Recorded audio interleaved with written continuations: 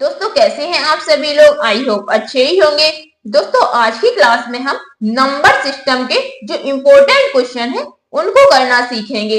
ये जो क्वेश्चन है वो एग्जाम में आई हुए क्वेश्चन है। इस तरह के क्वेश्चन मोस्टली एग्जाम में पूछे जाते हैं। तो क्वेश्चन क्या है, 27 की पावर 24 को 26 से भाग देने पर शेषफल क्या बचेगा। तो सबसे पहले हम नॉर्मल इसको भाग की फॉर्म में लिख लेते हैं। 27 की पावर 24 अपॉन 26। क्वेश्चन क्या कह रहा है, 27 की पावर 24 को 26 से भाग देने पर शेषफल क्या बचेगा। तो सबसे पहले हमने इसको नॉर्मल लिख लिया है, 27 की पावर 24 अपॉन 26। अब 26 से हम 27 को काटेंगे तो हमको कितना मिलेगा, 26 एकम 26, मतलब 1 बचेगा। इसको जब हम काटेंगे 26 का भाग 27 में देंगे तो हमको कितना मिलेगा, 1 मिलेगा।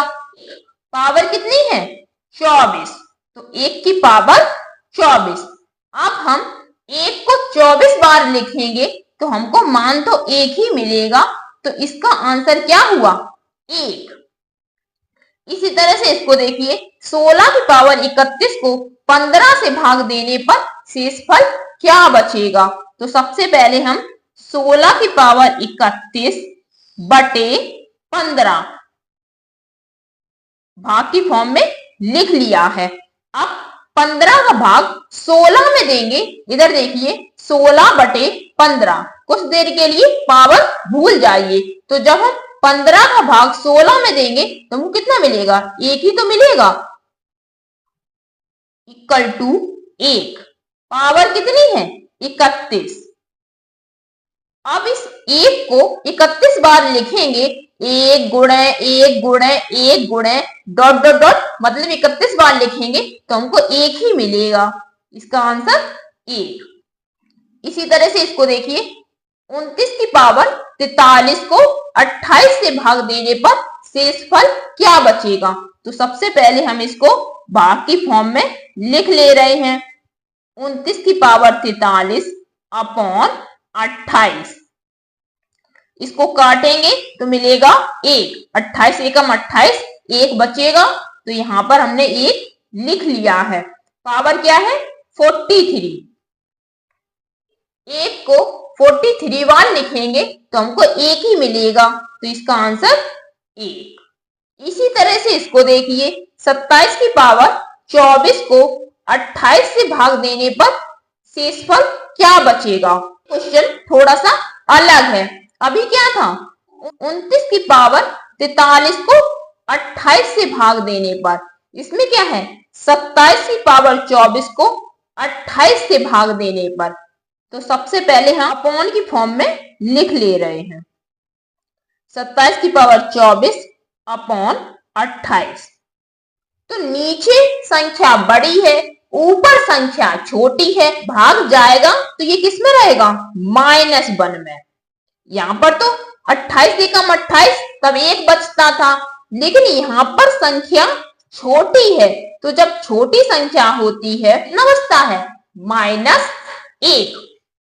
अब यहां देख लीजिए, जैसे 4 का भाग हम 5 में दें तो 1 डिजिट की नीड है, 1 डिजिट की और जरूरत है, तो यहां पर बचेगा -1। इसी तरह से अगर हम 5 में 4 का भाग दें तो हमको सिंपली 1 मिल जाएगा, क्योंकि 4 एकम 4, 1 बच गया। इसको काटेंगे तो हमको मिलेगा -1। तो जब हमने 28 का भाग 27 में दिया तो हमको मिला -1। इसी जगह अगर 26 होता तो कितना मिलता, -2। 25 होता तो कितना मिलता, -3। पावर कितनी है, 24। अब इस -1 को 24 बार लिखेंगे तो हमको क्या मिलेगा, 1 प्लस का 1। अगर यहाँ पर 23 होता तो मिलता -1, यहाँ पर है 24, मतलब सम संख्या है, इसलिए जो वैल्यू है वो प्लस में रहेगी। अगर यहाँ पर विषम संख्या होती तो जो वैल्यू होती वो माइनस में रहती। इधर देखिए, जैसे अगर हम -1 की पावर 3 करेंगे तो हमको मिलेगा -1 इंटू -1 इंटू -1। तो माइनस माइनस कैंसिल, एक -1 बचा तो यहाँ पर आ जाएगा -1। ये थी विषम, जब पावर विषम हो। और जब पावर सम हो, -1 की पावर 2 तो -1 इंटू -1, तो माइनस माइनस कैंसिल हो जाएगा, क्या बचेगा 1। जब पावर सम होती है तो वैल्यू प्लस में रहती है, जब पावर विषम होती है तब वैल्यू माइनस में रहती है। चलिए हम और क्वेश्चन की प्रैक्टिस करते हैं। 16 की पावर 31 को 17 से भाग देने पर शेषफल क्या बचेगा?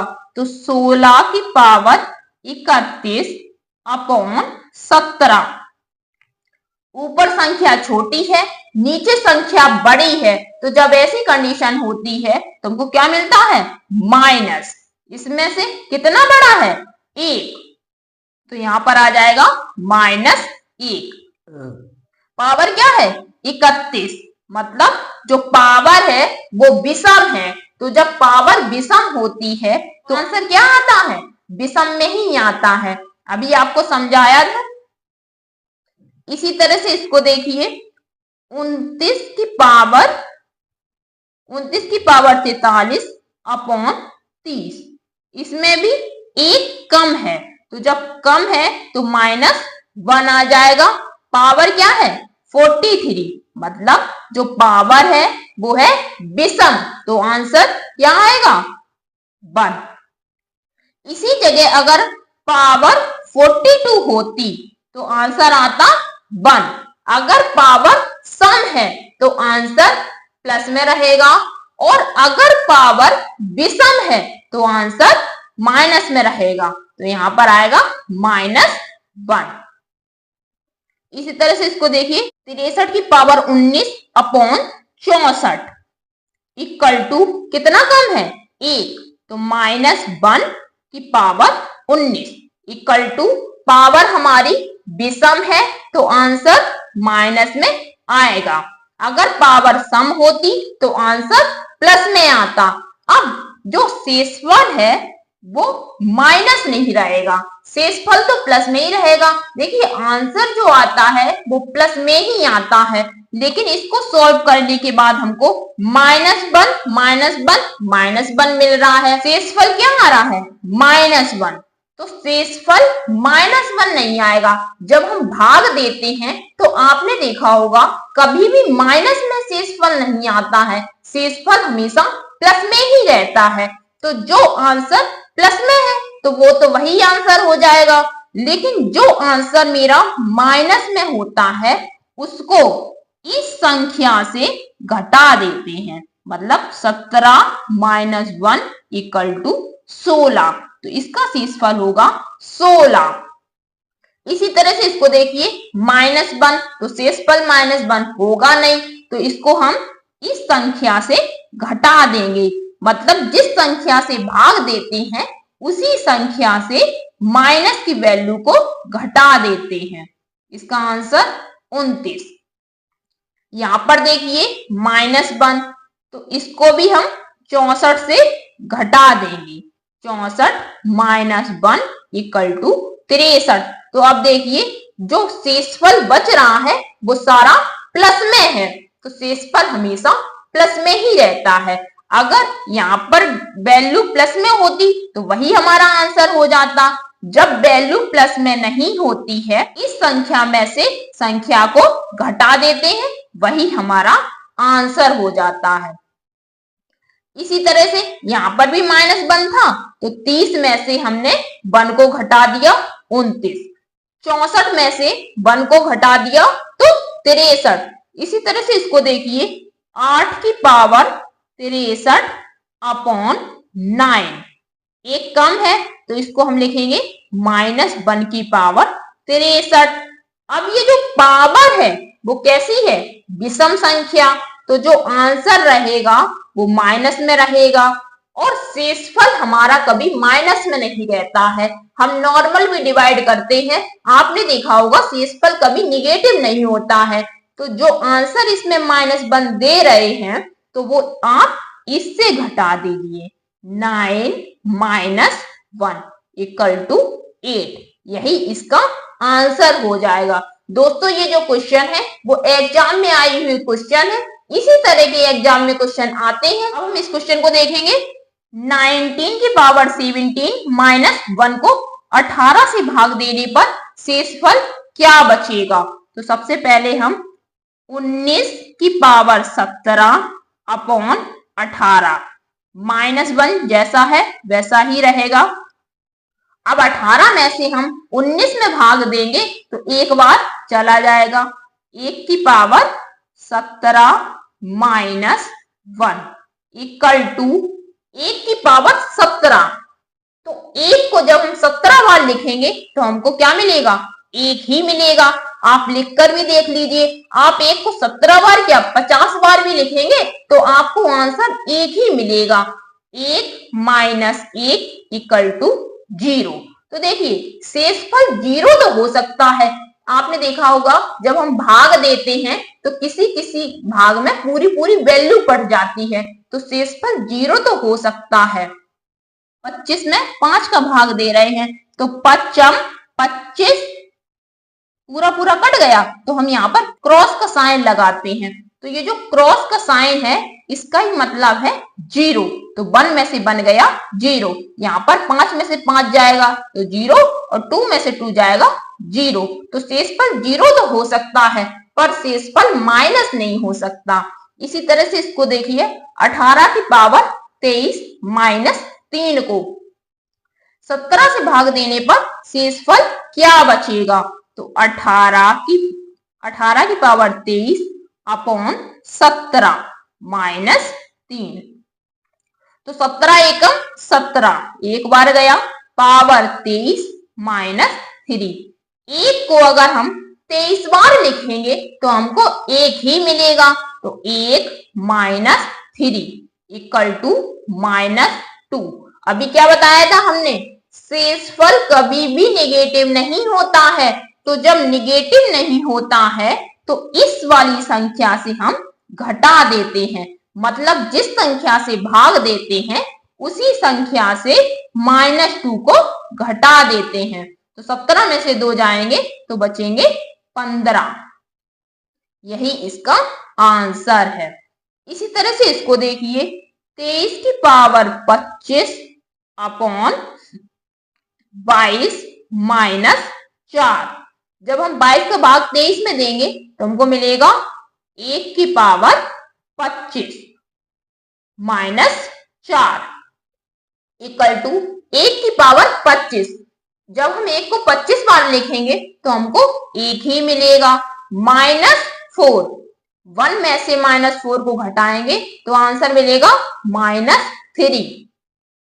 तो शेषफल कभी भी नेगेटिव नहीं होता है। तो इसको हम जिस संख्या से भाग देते हैं मतलब 22 से हमने भाग दिया है तो 22 से इस 3 को घटा देंगे। तो 22 में से 3 गए तो आंसर बचेगा 19। इसी तरह से इसको देखिए 63 की पावर 69 माइनस 1 को 64 से भाग देने पर शेषफल क्या बचेगा? 63 की पावर 69 अपॉन 64 माइनस 1। तो यहां पर देखिए संख्या बड़ी थी तो आराम से 22 से चली गई थी संख्या। लेकिन यहाँ पर 63 छोटे हैं 64 बड़े हैं। तो जब ऐसी कंडीशन होती है तो हम कैसे लिखते हैं? -1। पावर कितना है? 69 -1 जैसा है वैसा ही रहेगा। अब क्या करना है? जो पावर है वो देखनी है। तो इसमें देखिए जो 69 है वो विषम है। तो जब पावर विषम होती है तो ये जो संख्या होती वो किस में आती है? माइनस में। बस ये देखना है। अब -1 का मल्टीप्लाई आप 69 बार करेंगे क्या इतना टाइम होगा? अगर पावर विषम है तो जो -1 है वो -1 ही रहेंगे और अगर पावर सम है तो -1 है तो वो प्लस में बदल जाएंगे। -1 कितना मिला? -2। शेषफल कभी माइनस में नहीं आता है तो हम क्या करेंगे, जिस संख्या से भाग दिया है उसी संख्या में से -2 को घटा देंगे तो हमको मिलेगा 62। यही इसका आंसर है। दोस्तों जो क्वेश्चन है वो इसी तरह के क्वेश्चन एग्जाम में पूछे जाते हैं। जो क्वेश्चंस का पैटर्न है वो चेंज हो सकता है। दोस्तों आपने देखे होंगे कितने सरल क्वेश्चन हैं। इसी तरह के क्वेश्चन एग्जाम में पूछे जाते हैं और स्टूडेंट छोड़ के आते हैं। तो हम आपसे अब उम्मीद करते हैं कि इस तरह के क्वेश्चन आप एग्जाम में छोड़कर नहीं आएंगे। 2-4 क्वेश्चन की प्रैक्टिस जरूर करिएगा। मैथ ज्यादा हार्ड नहीं है, बस आपसे प्रैक्टिस मांगती है। आप जितने अच्छे से प्रैक्टिस कर लेंगे आपका मैथ उतना ही स्ट्रांग हो जाएगा। दोस्तों वैसे तो हम व्हाइट बोर्ड पर पढ़ाते हैं, आपको पता भी है, लेकिन मेरे फोन का कैमरा क्लियर नहीं है जिससे डिजिट क्लियर नहीं दिखती है। जब तक डिजिट ही क्लियर नहीं दिखेगी तो आपको समझ में क्या आएगा। इसलिए हम आपको कॉपी पे पढ़ा रहे हैं। आपको कोई भी डाउट हुआ करे या फिर किसी भी क्वेश्चन को लेकर प्रॉब्लम हुआ करे तो आप कमेंट बॉक्स में बताइएगा, उस क्वेश्चन का आंसर जरूर बताएंगे। थैंक यू दोस्तों।